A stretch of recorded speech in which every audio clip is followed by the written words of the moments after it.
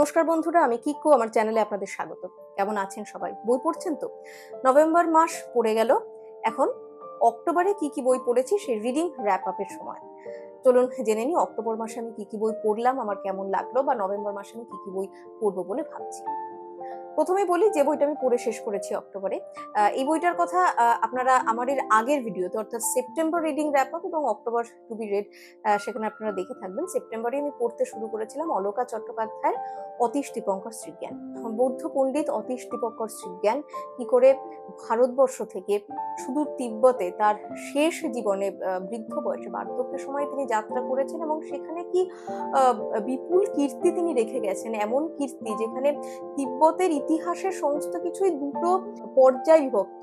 অতীশ দীপঙ্কর স্মৃজ্ঞান তিব্বতে আসার আগে এবং অতীশ দীপঙ্কর স্মৃজ্ঞান তিব্বতে আসার পরে।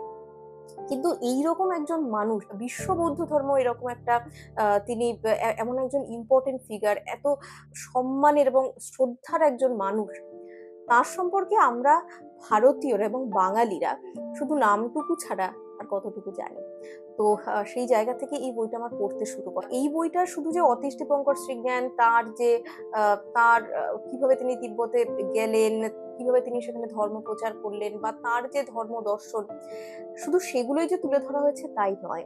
তার সাথে সাথে তিব্বতের যে রাজনৈতিক পটভূমি, সেখানকার যে সামাজিক পটভূমি, বৌদ্ধ ধর্মের যে বিভিন্ন বিবর্তন, বা কিভাবে বৌদ্ধ ধর্ম প্রচার সেখানে বাধা পেয়েছে, তার রাজনৈতিক পটভূমি কি ছিল, এই সমস্ত কিছু। সব থেকে বড় কথা, উল্লেখ তো আছেই, প্রামাণ্য নথি সেগুলো উল্লেখ করে, এবং বিভিন্ন ক্ষেত্রে আমরা দেখি যে অনেক পণ্ডিত এটা বলেছেন, কিন্তু লেখিকা সেখানে যুক্তি দিয়ে সেটা হয় প্রতিষ্ঠা করছেন বা সেটা খণ্ডন করছেন। খুব সুন্দর একটা বই, খুব সহজ ঝরঝরে ভাষায় লেখা, খুব তাড়াতাড়ি পড়া হয়ে যায়, খুব বেশি দীর্ঘায়তন বইও নয়। এবং সব থেকে যেটা বড় কথা, আমার এই বইটার যেটা সব থেকে বড় পাওনা, সেটা হলো এই বইয়ের একদম শেষে অতীশ দীপঙ্কর স্মৃজ্ঞান তার নিজের রচিত যে সব থেকে ইম্পর্টেন্ট দুটো বই, বোধিপথ প্রদীপ এবং তার একটা চিঠি তিনি লিখেছিলেন, একটা পত্র। তিনি যখন ভারতবর্ষ থেকে তিব্বতে যাচ্ছেন, সেখানে কাঠমান্ডুতে তিনি প্রায় 1 বছর সময়কাল ছিলেন। সেখান থেকে তিনি মগধের রাজা নয়পালকে চিঠি লিখেছিলেন। এই যে দুটো তার রচনা, সেটাও বাংলা অনুবাদে কিন্তু দেওয়া রয়েছে, এবং খুব দেখলে সত্যি পড়লে অবাক লাগে যে কত সিম্পল, কিন্তু কত ডিপ, কত গভীরতা ছিল তার ধর্মের দর্শনের মধ্যে। তো এই বইটা আমার পড়া খুব ভালো লাগার একটা বই হয়ে উঠেছে, অতীশ দীপঙ্কর স্মৃজ্ঞান, লেখিকা অলকা চট্টোপাধ্যায়। তারপর আমি যে বইটা পড়তে শুরু করি, এটা কিন্তু খুব দীর্ঘায়তন একটা বই, অমিতাভ ঘোষের সি অফ পপিস, তার ইবিস ট্রিলজির ফার্স্ট বই এই বইটা। এখানে আমরা দেখি, যদিও পুরো ইবিস ট্রিলজি মূলত আফিম যুদ্ধ বা ওপিয়াম ওয়ারের ওপর আধারিত, এই বইটাতে আমরা মূলত সেই যে ওপিয়াম ওয়ার, তার আগের যে পটভূমি, যে ইবিস বলে একটা জাহাজ এসেছে, যে জাহাজটায় করে ভারতবর্ষ থেকে মরিশাসে ক্রীতদাস ঠিক বলবো না, তারপর হয়তো গিরমিট, আর তাদের দিয়ে জোর করে এগ্রিমেন্ট সাইন করা হতো। এগ্রিমেন্ট থেকে গিরমিট অপভ্রংশ এসছে, নামেই একটা এগ্রিমেন্ট সাইন হচ্ছে, কিন্তু তাদের অবস্থা সেই ক্রীতদাস বা তাদের থেকেও খারাপ। তো সেই ইবিস জাহাজে কিভাবে এক এক করে এক একজন মানুষ তার সাথে জড়িয়ে পড়ছেন, সমাজের বিভিন্ন জায়গা থেকে তাদের এক একজনের নানান রকম গল্প, একজনের ব্যাকগ্রাউন্ড সম্পূর্ণ আলাদা, কিন্তু কিভাবে ইবিস জাহাজটার সঙ্গে তাদের জীবন একসাথে জড়িয়ে যাচ্ছে। তো সেই জায়গাটা থেকেই এই গল্পটা শুরু। আমি মোটামুটি 1/3 এই বইটা এখনো অব্দি পড়ে উঠতে পেরেছি।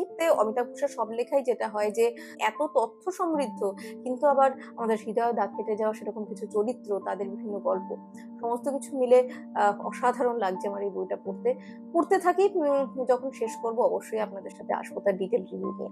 আপনাদেরকে বলেছিলাম যে এর আগের ভিডিওতে আমি অতীশ দীপঙ্কর স্মৃজ্ঞান বইটা পড়া হয়ে গেলে আর একটা পাশাপাশি বাংলা বই পড়তে শুরু করব, দেখি নাই ফিরে অথবা হাঁসুলি বাঁকের উপকথা, যে বইটা আমার সেই সময় টানবে। তো আমাকে যেটা টানলো শেষ পর্যন্ত সেটা হচ্ছে এই দেখি নাই ফিরে। সে বইটা আমি সবে পড়তে শুরু করেছি, মানে প্রথম বোধহয় 15-20 পৃষ্ঠা। এই বইটাও দীর্ঘায়তন, প্রায় 750 পেজের বই। রামকিঙ্কর বেজ, তার জীবনের উপর আধারিত। এই উপন্যাসটা দেশ পত্রিকা একটা সময় ধারাবাহিক রূপে বেরোতো, কিন্তু লেখকের মৃত্যুর কারণে এই উপন্যাসটা অসমাপ্তই রয়ে গেছে। কিন্তু আমি যেটুকু পড়েছি বিভিন্ন পাঠকদের রিভিউ, তাদের মতামত, যে এটা অসম্পূর্ণ একটা অসমাপ্ত উপন্যাস হলেও যেটুকু সমাপ্ত হয়েছে, যেটুকু লেখা হয়েছে সেটুকুই প্রত্যেকের পড়া উচিত। তো সেই কথার উপর ভরসা করেই পড়তে শুরু করেছি, এবং যেটুকু সামান্য এর মধ্যে পড়া হয়েছে আমার সত্যি কোনো আফসোস নেই। তবে নভেম্বরের to be read sea of poppies এটা আমি পড়তে থাকবো। ইচ্ছা আছে দেখি নাই ফিরে শেষ করার, জানি না শেষ হবে কিনা।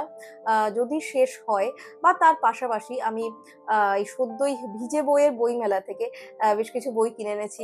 তার মধ্যে বেশ হালকা চালের বই, কিছু কিছু বই হয়তো শিশু কিশোরদের জন্য লেখা বা ভ্রমণ কাহিনী, যে বইগুলো এইরকম গম্ভীর যে উপন্যাস সেগুলোর পাশাপাশি যখন আমার একটু হালকা চালের বই পড়তে ইচ্ছা করবে সেগুলো পড়বো। যেমন কৌশিক মজুমদারের হারানো দিনের গল্প, বা উমাশঙ্কর মুখোপাধ্যায়ের মণিমহেশ, কিংবা ইন্দ্রজিৎ লাহিড়ীর ফুট কাহিনী। তো এরকম বেশ কিছু বই আমি কিছুদিন আগেই কিনে আনলাম। তো এই বইগুলো তার পাশাপাশি পড়তে থাকবো। জানি না কোন বইটা তখন ওই যে আমাকে টানবে। পড়তে থাকুন, নতুন বইয়ের কোনো কথা নিয়ে আসছি খুব শিগগিরই। নমস্কার।